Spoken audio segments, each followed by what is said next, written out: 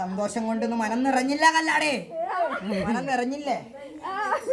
ആയത് കൊണ്ട് നിങ്ങൾക്ക് ഒന്ന് വരാണ്ട് വെക്കണം. എന്റെ മാതാവ് പെറ്റമ്മയാണോ?